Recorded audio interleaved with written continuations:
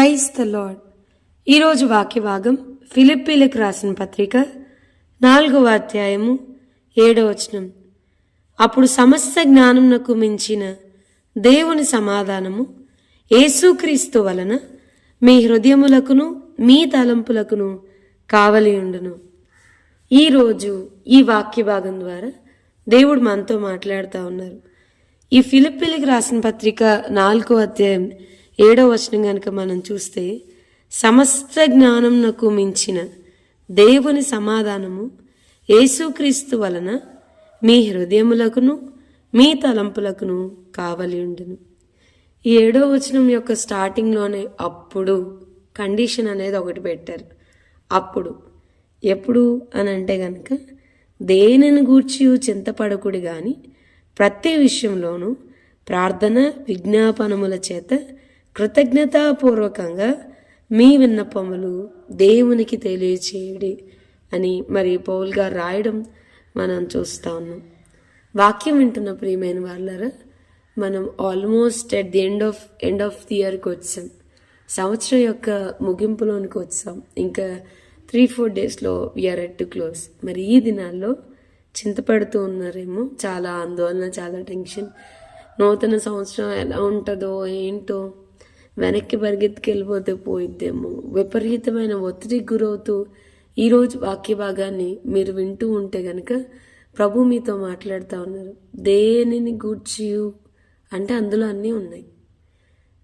అందులో financial things ఉన్నాయి, health issues ఉన్నాయి, మ్యారిటల్ ఇష్యూస్ ఉన్నాయి, everything about education, about job, everything. దేనిని గూర్చి అంటే అన్నిటిని గూర్చి చింతపడొద్దని మరి ఏం చేయాలి అని అంటే, ప్రతి విషయంలోనూ ప్రార్థన విజ్ఞాపన 2 చేయాలి.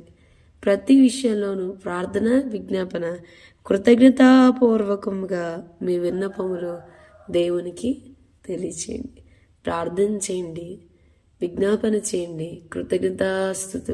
కృతజ్ఞతాపూర్వకంగా మీ విన్నపాలు ప్రభువుకి తెలియచేయండి.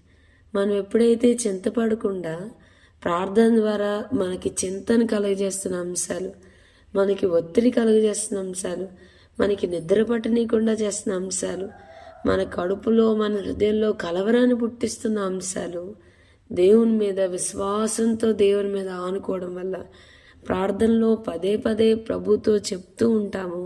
అప్పుడు సమస్త జ్ఞానమునకు మించిన దేవుని సమాధానం, సమస్త జ్ఞానమునకు మించిన దేవుని సమాధానం అంటాడేంటి అని ఆలోచిస్తే గనక, వాక్యం వింటున్న ప్రియమైన వాళ్ళారా, మరి పరిస్థితులన్నీ బాగున్నప్పుడు సమాధానం కలిగి ఉండడం వేరు, అంత నెమ్మదిగా ఉన్నప్పుడు సమాధానం కలిగి ఉండడం వేరు. మరి ఇదేంటి సమస్త జ్ఞానమునకు మించిన దేవుని సమాధానం అంటే ఏంటి అని అనుకుంటే కనుక, there is a peace in midst of chaos. పరిస్థితులు చాలా వ్యతిరేకంగా ఉన్నప్పటికీ, పరిస్థితులు చాలా భిన్నంగా ఉన్నప్పటికీ, ఒక తుఫాను వంటి పరిస్థితులు గుండా మనం వెళ్తున్నప్పటికీ నది వలె మన హృదయంలో సమాధానం ప్రవహిస్తూ ఉంటుంది. చెప్పనాశక్యమైన సంతోషం, తెలియని ఒక సమాధానం, తెలియని ఒక నెమ్మది మన హృదయం క్యారీ చేస్తూ ఉంటుంది. సమస్త జ్ఞానంకు మించిన దేవుని సమాధానం. మన హృదయం, మన బాడీ మనతో చెప్తుంది, ఇది బయట ఎక్కడా దొరికే సమాధానం కాదు. ఏదో ఒక చాక్లెట్ తింటేనో, 1 లక్ష రూపాయలు అకౌంట్లో పడితేనో, ఒక ఉద్యోగం వస్తేనో, మనుషులు ఒక బంధాలు పెరిగితేనో వచ్చే సమాధానం కాదు. ఒక భిన్నమైన సమాధానం. ఒక ఖయాస్లో ఇక్కడ నేను విరిగిపోతాను, ఇక్కడ నా వల్ల కాదు, ఇక నేను ముందుకు అడుగు వేయలేను, ఈ పాత్ర ఇక పూర్తిగా చిన్నాభిన్నం అయిపోయింది అనుకున్న పరిస్థితిలో ఎమోషనల్ బ్రేక్ అవుతా ఉన్నప్పుడు నదివలే సమాధానం ప్రవహింప చేయబడ్డం మనం చూస్తాం. మనం ఎప్పుడైతే చింతపడకుండా ప్రార్థన విజ్ఞాపనముల చేత కృతజ్ఞతాపూర్వకంగా మన విన్నపములు దేవునికి తెలియజేస్తామో, అప్పుడు సమస్త జ్ఞానంకు మించిన దేవుని సమాధానం, అది మనుషులెక్కడ, లోకమెక్కడ, డబ్బు ఎక్కడ, ఆస్తులెక్కడ, బలగం ఎక్కడ, ఆరోగ్యం ఎక్కడ ఇవ్వలేని సమాధానం, సమస్త జ్ఞానంకు మించిన దేవుని సమాధానం మరి యేసుక్రీస్తు వలన మన హృదయంలకు అట్ ద సేమ్ టైం మన తలంపులకు కూడా కావలి ఉంటుంది. విస్తారంగా మనం ఇక్కడే ఉన్నప్పుడు కూడా విస్తారంగా ఆలోచించేస్తూ ఏం జరుగుద్దో అని ఆలోచిస్తూ ఉంటే దేవుని సమాధానం మన హృదయములకును మన తలంపులకును కావలి ఉండునుగాక. ఆమేన్. ప్రార్థన చేసుకుందాం. ప్రభా, ఈరోజు వాక్య భాగం ద్వారా మీరు మాతో మాట్లాడినందుకు వందనాలు.